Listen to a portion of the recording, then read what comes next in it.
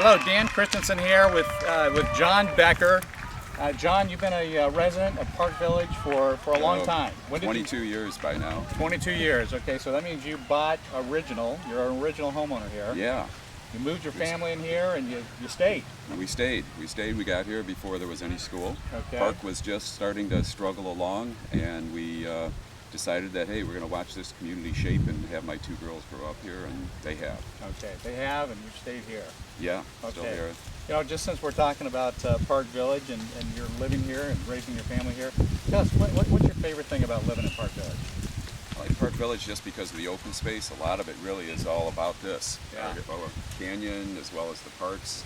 I think it's all anchored, family-wise, all around the overall Park Village Elementary School. That is the hub of the community, and I think it's a real good nucleus. Yeah, that really is the hub of the community. Just so you all know, we are at the Penasquitos Creek Park. You probably figured that out, but we are right next door to the canyon that we all love so dearly. The falls are a mile downstream from us, so we're in a tremendous spot. So listen, Jon, one of the reasons I wanted to interview you today is I have come to know you a little bit over the last few months, and have come to really respect, admire you, and really appreciate what you do for this community. Really want to let our neighbors and our community know that our surroundings, the improvements that we see taking place, that doesn't just happen. That there are volunteers like you who give up their time, energy to give back to the community. So tell me, you're involved in a couple of advisory boards. You're not paid to be on these boards. Tell us what you're involved in. Ever since, watch this community start to shape up, Dan, it's been one of those where there's the Park Village Landscape Maintenance Assessment District, which covers all 3,200 homes here in Park Village. Okay. And then there's also a fair amount of involvement I've had over 10, 15 years in the Rancho Penasquitos Planning Board, and that covers both Torrey Highlands as well as Black Mountain Ranch, and it makes decisions over about a population of maybe 100,000 people here in the north part of our city. Okay. That's a huge responsibility, it seems to me, but I know that that takes some time. It does take time, but I have a passion for it within some limitations of like 10% of volunteer time, but I really do believe that there's an opportunity for all of us to kind of participate and shape our community, or else it's going to shape itself. We're in a fortunate location in watching it still growing and still emerging, as there's projects up closer to the 56 and Black Mountain.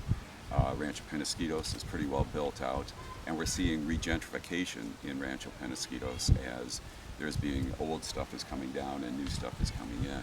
So it's ever changing, and it will continue because it's a desirable location. So I think that's kind of a key point I've heard you talk about often, is that change takes place, growth happens. We can't stop that. That's going to happen. So with that being true, how can you be involved? How can we all be involved to make a difference, to help shape that? I've heard you say that many times, and I know that's your motivation. So that's awesome, Jon. So listen, I know that the Park Village Landscape Maintenance Assessment District, that involves specifically the 3,200 homes here in Park Village. We all pay a part of our property tax goes into that, right? So tell us a little bit more about what you do on that committee. We are a citizen advisory board that participates in looking at improving and analyzing an annual budget on behalf of the city and trying to allocate where we believe those resources might best be spent. Yeah. We're a pretty fortunate MAD, or Maintenance Assessment District, that we do have resources, and our increases are really being minimized. And with that resources, we've done things as putting in 80 trees within the park here. We've built the arbor at the time over in this corner. There's been some walls, some trailhead improvements. People may notice some of the ranch rails about. Yeah. And of recent, we've gotten the city on board to make the connections for the recycled water here in our 4th year of a drought. Okay. So it's really starting to pay back on some of those long-term assessments that we all pay as taxpayers. And we're hoping to again continue some of that on Black Mountain Road to utilize that recycled water and not watch our landscape and one of our biggest assets here, frankly, Yeah. deteriorate. Yeah, yeah. So listen, as we were talking a little bit earlier, I asked you what would you tell your Park Village neighbors in terms of how they can get involved, and it sounds like you'd love to have some feedback and some input. Tell us about that. Thanks, Dan. The Park Village Maintenance Assessment District meets once a month at the first Tuesday at Canyonside at 6:45. Right now it's a small group. At one time we had 20 and 30, and now we're down to a smaller core. We are looking for input by anybody that would start to envision some new projects. It could be tree plantings, it could be trails or some connections, trailheads. We're looking for other input on barren areas or locations within their neighborhoods. That's part of that assessment district that looks gone. It's starting to look a little shabby, where we can start to ramp up the maintenance effort on there. Fantastic, fantastic. Hey, thank you for that, and we'll make sure we update the community. We want people to know that they can be involved, and we all benefit very much by improving and maintaining this great community. So thanks so much for your work on that. Hey, and then on the planning board, I think what you all do is very broad and involves a lot of different aspects, I'm sure. But I know that there's three projects that are going on right now that do impact us in Park Village directly. Merge 56, Rhodes Crossing, and as part of that is the connecting of Camino del Sur. Just give us a real quick overview, a brief overview of what's going on and what you expect to see over the next 24 months with those projects. Yeah, that's obviously been a project that I've watched for probably 25 years, as it really does impact Park Village. Everybody's probably aware, and that those that have been here for some time and experienced the Witch Creek fire in 2007, we have one way out this side of Park Village, and this will offer to have a secondary valve that'll get us up to the 56.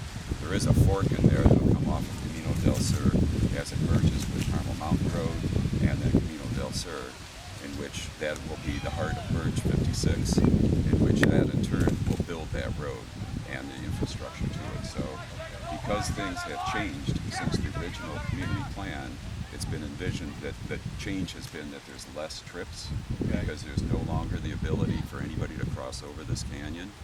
That we're trying to give that Merge 56 a reshaping, a right side shaping, and not overbuild it. So it will connect from the 1,600 feet here north of Dormouse all the way up to 56 ultimately.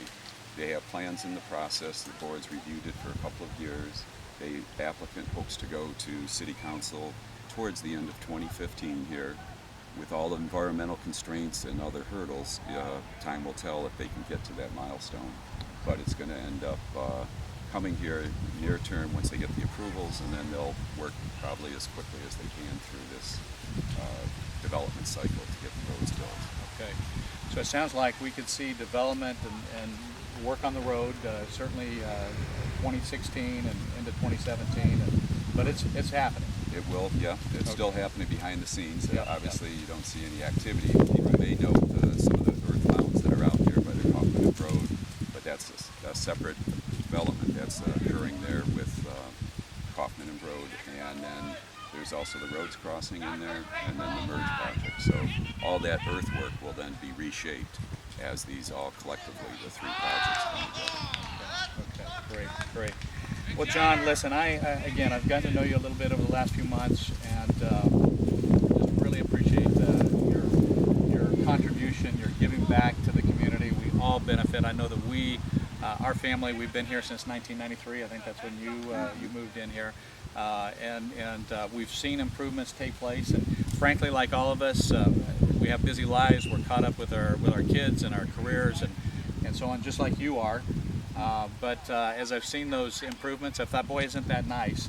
And you've had a lot to do with that. So I appreciate very much your time and energy and your spirit as you've given back to this community, and we've all benefited. So, hey, thank you very much for the time today. Really appreciate the time. Thank you. All right.